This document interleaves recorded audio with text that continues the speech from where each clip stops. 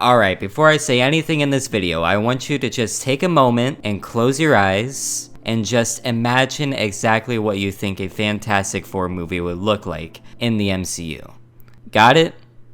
Yeah, that's probably exactly what this movie is. Which isn't necessarily a bad thing because it's a good movie. It's just not the most bold or ambitious superhero film that's ever been created. It's by the numbers, but it's really good at being by the numbers. It's straightforward, it's entertaining, and it's comfy. I feel like it would be a fantastic movie to watch while folding laundry or something, if you know what I mean. Is it better than the 2015 movie though? I don't know. I don't know if I can say that. I mean, I think so. It might be. Yeah, you know what? It probably is because you see, the cool thing about this movie is that it actually works. This is actually a fully functional film about the Fantastic Four, which given their previous attempts, quote unquote, in film, I think, yeah, that's probably fair to say that, yeah, that's definitely a first. One of the most charming qualities that this movie has going for it is the Fantastic Four family dynamic they've got going on here. It really feels like the members truly care about one another, and it shows, even if it took like 15 sacrifice attempts to get the point across. I mean, seriously, these characters are like really horny for the idea of sacrificing themselves, I guess.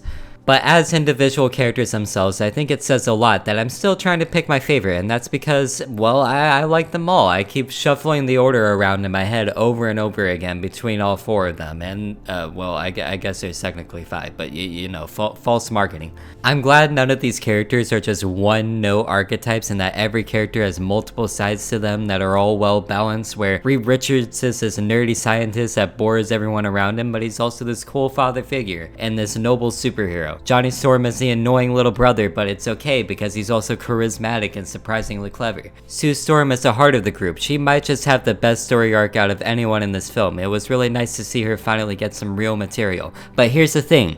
I would have liked to see more Ben. Us Benjamins are an oppressed group in this society, but I still like him a lot. I really like how in this one the tragedy of the character is more of a subtle underlining, meanwhile on the outside, he's this warm, friendly, and rocky teddy bear. I really like the scene where it just picks up the car and throws it. I mean, he gently puts it back down just to excite some children. Also, those cookies look delicious. Oh, and there's a baby in it. That's pretty cute, I guess. Also, if I had a nickel for every time Pedro Pascal has played a character who faced a dilemma of saving the world or saving their child, I would have 2 nickels, which isn't a lot, but it's weird that it happened twice. It really is a movie of 3 acts though, where Act 1 is this really low drama and really cozy slice of life and it gets things moving well enough, but then Act 2 it just really takes off and it's excellent.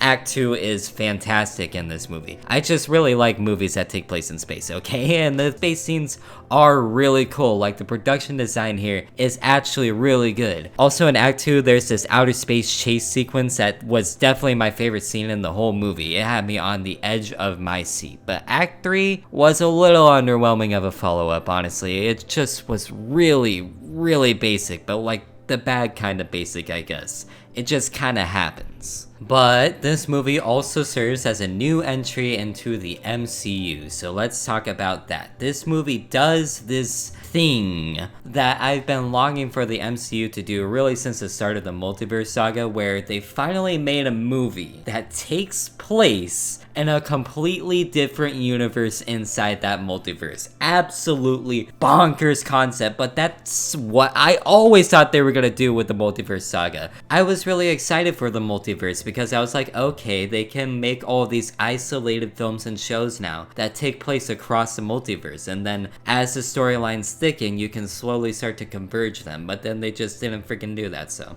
It sucks too because that also would have been a great way to open the door for Marvel to explore a lot of these unique and fresh worlds with rich aesthetics like the one in this movie. I really like the cozy retro-futuristic backdrop they've got going on here, and it really fits the tone of the movie. I hope we can get more stuff like this, but I'm starting to think that we won't. And I gotta say, it's pretty nice not having to remember 1,000 details from previous installments and just being able to relax and focus on this story, because this is probably as standalone as an MCU project can get nowadays. And I know they didn't have the rights, so it's obviously not their fault, but I think you can tell that this is one that ideally, in a perfect world, would have been released a lot sooner, because, you know, these are the cool characters. 6 years later, I still don't think we've really filled the Avengers-shaped hole in the MCU yet. One of the best aspects of the Infinity Saga that made it work so well was how connected you felt to these superpowered godlike characters. And I feel like we really haven't had that yet in the Multiverse Saga, but the connection you feel to the characters in this movie, it's instantaneous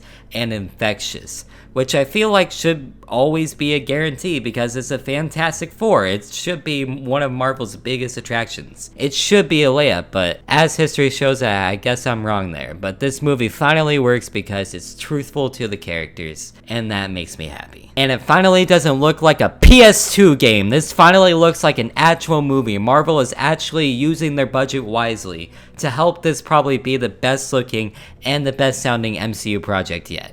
As soon as you hear the